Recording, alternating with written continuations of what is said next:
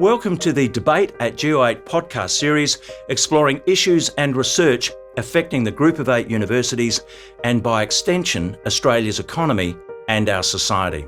My name's Ron Candelars. I'm a freelance journalist and producer, and throughout this series we've been canvassing a range of topics touching upon the work of all the Group of 8 universities.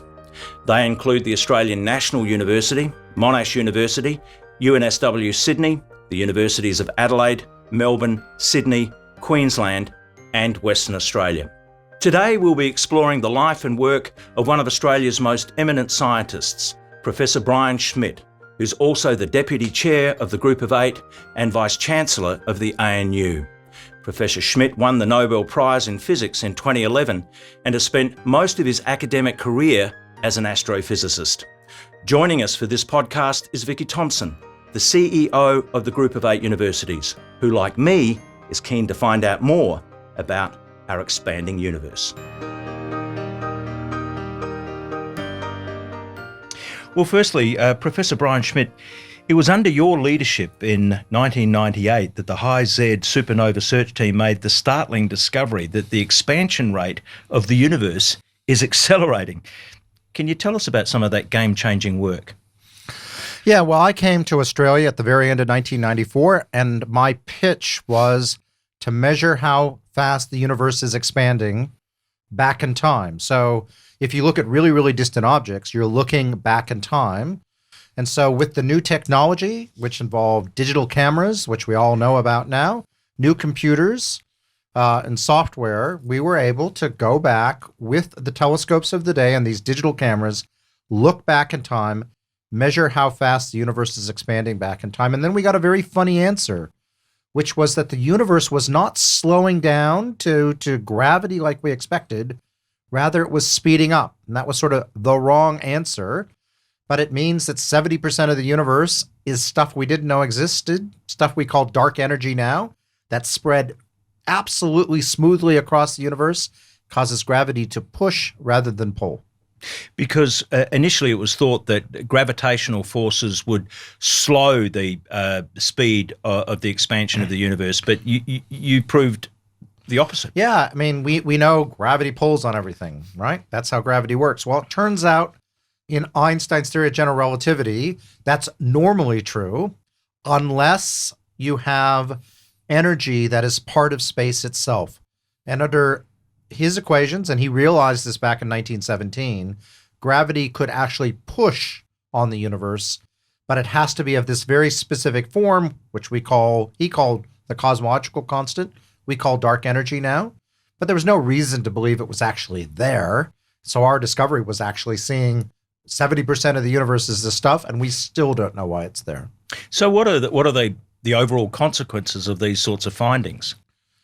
So, I mean, for the long term, it means we live in a universe that is getting bigger and bigger, faster and faster. Things we see on the other end of the universe are literally disappearing before our very eyes, very, very slowly, it turns out.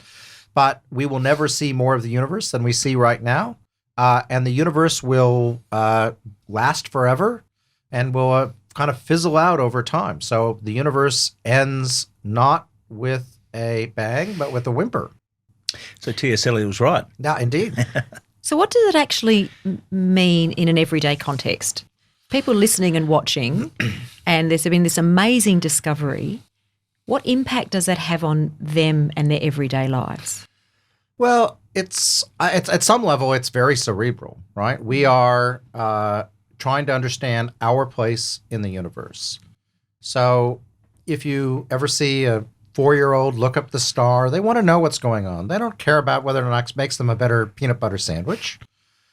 They care about how does the world work. And so we're really working on that. But on the journey there, we did lots of things. So I talked about these digital cameras. Well, guess what? They're used everywhere. Those are an invention right out of astronomy. If you look at the World Wide Web, well, that's an invention out of CERN, trying to understand how the dark energy is created in dark matter and things like that. If you look at the Wi-Fi, well, that's out of Australian astronomy, trying to look for evaporating black holes. So along the way, to understand these cerebral things that I think the average person kind of wants to know about. You have to invent and revolutionize the world around you. And that's how science works. It's not directed always at building the widget that everyone cares about, but it's how you invent the new widgets that no one thought of before. So it is about the journey as much as the destination. And that is true particularly, I guess, for our universities, the Group of 8, because we do so much basic research, which is about a journey of discovery. Yeah, and that journey of discovery is important. And, I have people come up to me and say, well, can't we just avoid that? Can't we just invent it? And the answer is, well, you could try, but it doesn't seem to work. You need to get the creative juices flowing. And it turns out trying to understand what the universe is doing back in time is a really interesting force to get people to think about everything and take nothing for granted, and in the process invent lots of interesting technologies. And yeah, we need to then make the widgets and commercialize it, and that's something we celebrate and we do. But you kind of have to do the whole journey to get to where we are now, which is, the most prosperous that humanity has ever been, even if on any given day it doesn't seem that good sometimes. So let's bring it back to earth a little and get an understanding of where your passion for science began. You would often assist your father as he progressed his PhD work in biology. Tell us about your bug catching days with your father in the US. Yeah, so my parents had me when they were very young, and my father went off to do a PhD at Oregon State University in Corvallis. And I remember as probably not part of the PhD, but something he was doing, and I can't quite remember why, but I was literally asked to hold a butterfly net out the window into the ditch, and we drove down. I think this was actually to entertain me, quite frankly, but it's something he had learned during his degree. So we were driving down the ditch and literally filled this thing up. And, you're like, what's going to be in there? And the answer is, oh, my God, there are bugs out there you had no idea existed. And it was just full of bazillions of bugs of all sorts and descriptions you'd never seen before. Very simple technique, as long as you don't hit a rock or something. But it really opened my eyes, as you can imagine, that there's a lot of things hidden out there you don't know about. And that's one of the great things about science is that the whole universe, there's all these hidden marvels that you just miss if you don't look. And there's opportunity in that knowledge. Did you always have this as a natural curiosity, or was it something instilled by your father, do you think? Probably a little bit of both. I think I tend to believe that most people are able to be most things, and that we tend to get the environment we're brought in tends to make you go the direction you did. And so I certainly found this intriguing as a 3 or 4-year-old, but I think most kids in the world probably would have as well. So I had, the fortune of having a scientist father. And for me, it really lit the curiosity I had of science. And I think that it isn't necessarily, though, that I was just innately born with this. I think it's something you gain due to your exposure. And that's why it's really important to have all these programs for everyone in Australia, for example, to get a taste of science when they're really young, in case, their parents aren't scientists. That's a really important... Sorry, Ron. Sorry, you go. I should say that's a really important point, because we know in the area of STEM, science, technology, engineering and mathematics, that we often lose kids before they even get to university. And all of the kind of evidence now from the relevant bodies is that we've got to get to kids, it used to be kind of 13, 14, now it's sort of 7 and 8, and really ignite that passion and that interest, because we lose them. And of course, losing them has a significant impact on our future as an economy, as a country, etc. So I'm just stealing one of your questions here, Ron, but I'm just wondering, how do you not just instill that level of curiosity in kids at school, but maintain it so that we can get them into our universities and we can get them into the workforce and into those areas that we know there are massive national shortages of now? Well, this week I talked to CANASTA, which is the Association of Science Teachers across Australia. They had their first meeting in a few years in person here in Canberra, so I went and had a chat with them. And it's exactly what we discussed. I actually think through things like the primary connection, something that I helped fund with my Nobel Prize winnings, where it gives primary teachers the tools they need to make science relevant and interesting. And I actually think up to 6th grade, we're still doing pretty well if you look at it. The problem is 7th, 8th, 9th, 10th, 11th, 12th, where suddenly we have this mindset, and I think it's a mindset where there are people who do science and people who don't, and it's incredibly gendered.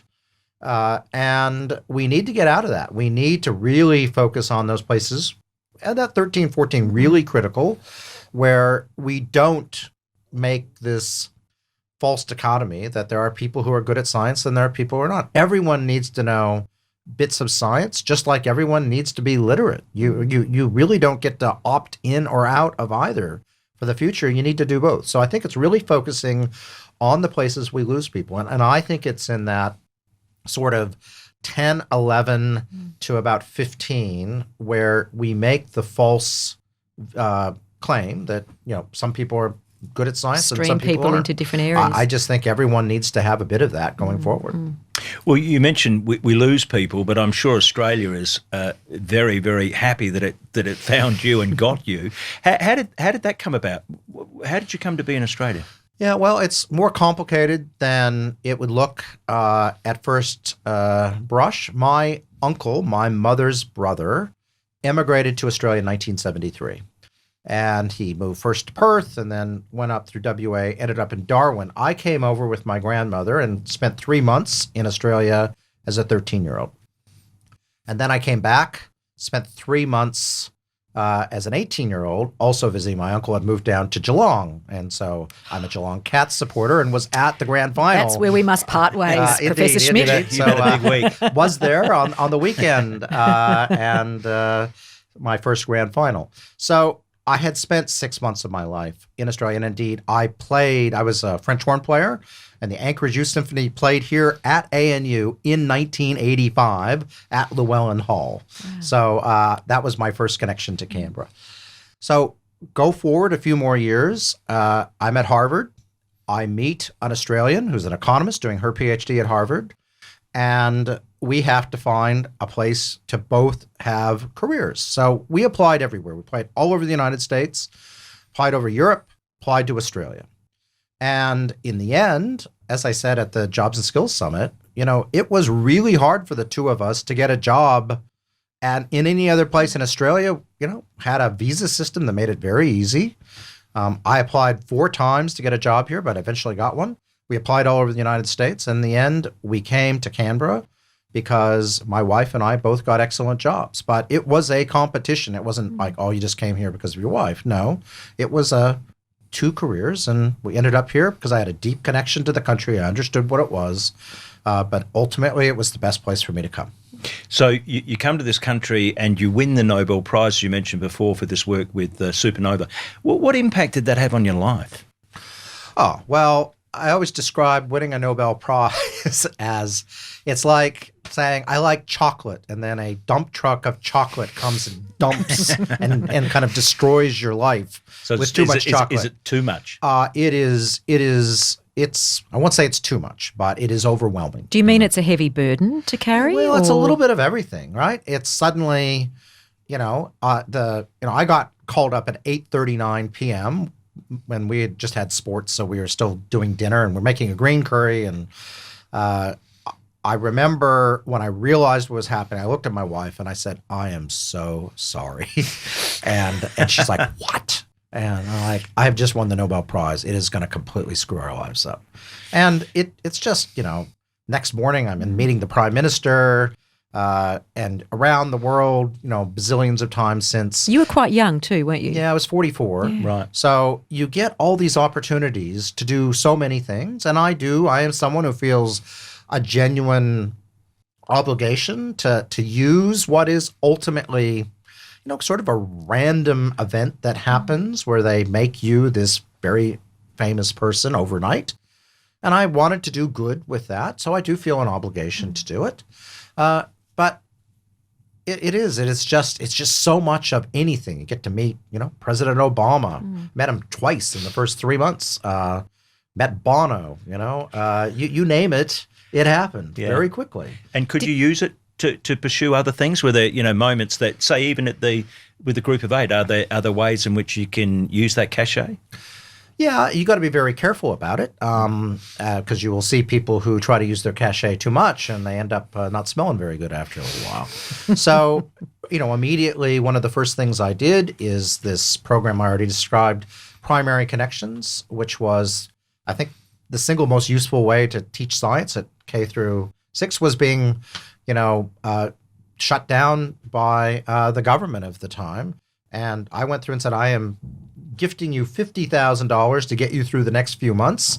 But that became known. And I would say it ended up essentially blackmailing the government of the day to invest $4 million to keep it alive.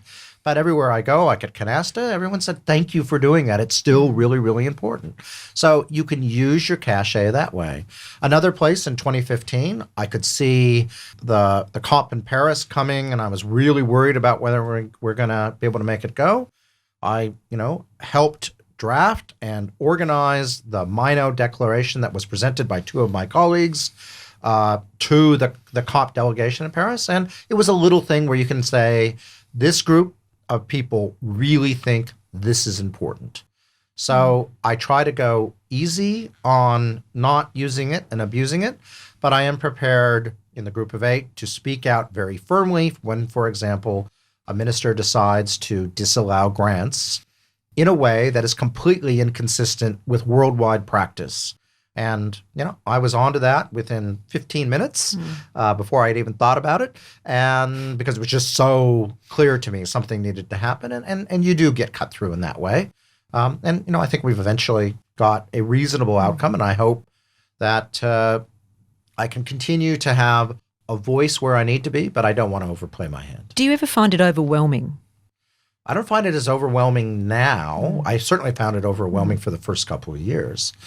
But I find being a vice chancellor Well, I want to talk to you about that. Busy. Being a vice chancellor is an amazingly hard job, and everyone should feel sorry for their vice chancellors and worry less about how much they're paid. I've got a feeling they're not going to feel that sorry for you. These are Brian. really hard jobs, and I say it as someone who, came into the role completely outside. They're really challenging jobs. Why? Because you've got a university, so ANU, roughly 4,000 staff, 2,000 academics, and I would describe them as 2,000 soul traders, right? Who you have to organize into a coherent group to go and, do research at the cutting edge, go out and translate that research into companies and, products and services for the nation, to teach Australia's future leaders, 40% of them who are going to be leaders across any discipline of management, and in a really critical part of their time, that time between 17 and 22, it's a big, complicated, it's not a business, but it's like $1 billion business, except for you don't have any of the levers that a CEO has to actually get it to act sensibly. You have to do everything by consensus and this really soft leadership. And that's why it's a hard job. And you have to make really hard decisions, especially over the last 2.5 years. Yeah. I remember, Brian, you and I started our roles. I was starting the group of 8 and you starting at ANU in 2015, and we were on a train in Japan because I think we were over there with the then Prime Minister, Malcolm Turnbull. So you hadn't yet started, but I think you were just about ready to start. And I remember saying to you, what do you think? Are you ready for it? And I'm just wondering, from 2015, which isn't that long ago, but it feels so long ago because so much has happened both domestically and internationally, how much has changed, do you think, in that, 7 years that you've been running the Australian National University? And the second part of that question is, how much of your background has worked really positively for you in sort of corralling those researchers and the administrators, and has it worked against you in some ways? Yeah, so, I think we're in the middle of whatever change is happening, and it's really difficult for me to quite see the end of the tunnel. I also think the change that's happening between 2015 and 2022 is going to be highly varied across the sector. So the university sector across Australia, in one sense, is very heterogeneous. There's all sorts of universities, but the reality is it's a very homogeneous way of funding compared to the rest of the world. So I think we're going to see some changes, but it's kind of difficult to tell who's going to do the changings or what. I actually think the role of the ANU, I came in with a few things that I really wanted to do, which was make sure that we are the national university. I think ANU had started moving away from its role as national university, and I said, I don't want to be just another university. I want to be the national university. So we have, as an institution, pivoted there, I think, pretty well. I wanted to really think about how students interact with universities, and that's the place where I think we're going to see a lot of change happening, where we sort of had every university was kind of the same. People commuted into campus, commuted out. And we're beginning to see that model break up quite a lot across the sector. So I think that's the thing that's going to change a lot. Are you talking about the online side of things here? It's going to be, online, different types of delivery for people at different career stages. I just think you're going to see universities start filling out that ecosystem quite a bit differently than pre-COVID. I think the group of 8, because we're research intensives, are going to continue to have that strong campus-based experience. But I would expect a number of other institutions to probably look to fulfill their mission slightly differently. But we haven't quite seen how that shakes out. It's coming. It's always hard to tell the change in the middle of it. You'll know it at the end and say, that's what was going on. Do you think that we have the political courage and will to actually, and we've had this debate a lot about Australian universities. There's one argument that we're all the same, but actually we are quite different. But Brian's right, we're funded the same. And everything comes down to politics, always comes down to politics, as you know. Do we have the political will and leadership and courage, both at the political level but also at our own level, to actually see through the changes that need to be made? And that may mean some uncomfortable conversations about different missions for different universities. So I'm not sure. Based on the last 20 years, I would say no. And I don't mean that against any individual. I would just say it's very difficult to change when life is okay. COVID has provided a shock, and I think that will probably cause some of this change. But in terms of radical change, I don't think it'll happen until there is no way out, and that will be some sort of huge financial shock that, brings 20% of the sector to its knees. And then I think you could radically reform. Whether or not we're prepared to do that, not clear. So it's interesting. I do a lot of work in Singapore, and Singapore's prepared to kind of really go through and change things over time. I'd love to see us be willing to adopt some things, but the status quo, especially something like a university where everyone cares about it a bit, but no one cares about it in the political sphere a lot, right? They take us for granted. Yeah.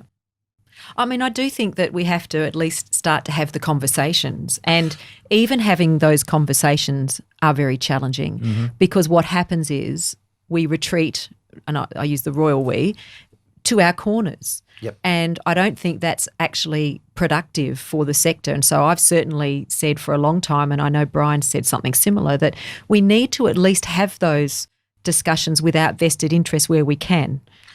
And I do think if the compact conversations come up, can be not just a set of words, but actually have financial considerations around it that fund people's unique missions. Compacts are our funding agreements between government and our and there's meant to be a renewed view of how they work. And so right now I would describe as a compact as a paper tiger. It's something you say, I'm going to do this, and every year you look at it, but nothing actually necessarily changes, or it may or may not change, but there's no accountability really through that. So if there was a funding accountability mechanism through the compact agreement that were to say, let's just take regional universities and say regional universities have a different mission than ANU. It's an important mission, and the current way we fund those isn't quite right. We need to have a specific set of funding, and doing it, these universities are going to do these great things for regional Australia. That would be a good step forward. And I think that's the way to maybe get it through the politics. Yeah. But you can't do it for zero sum. There actually has to be new money.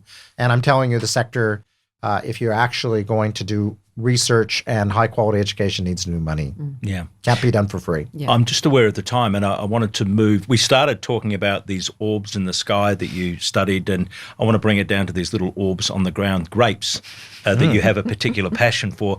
And I noticed you've got a Twitter handle, it's Cosmic Pinot. That's correct. Cosmic Pinot. So as a Nobel Prize winner, is this the ultimate escape from the bigger questions involving the universities and outer space and all that, to zero in on the beauties of a Pinot? Indeed. So I planted that in 2000, and it's sort of my therapy. It was the therapy to keep astronomy from completely taking over my life, because I planted it well before the Nobel Prize. But I do use it as my therapy to keep the issues of the university and everything else from taking over my life. And it's a place where I have really good thoughts. I used to think in the shower. Now I think, well, out trimming vines. So You're also a cook, aren't you? I love to cook, yes. Often puts up posts of his, raspberry puddings or raspberry cakes. We follow them all. Yeah, I love to cook. I love to eat, unfortunately. That's the other part of it.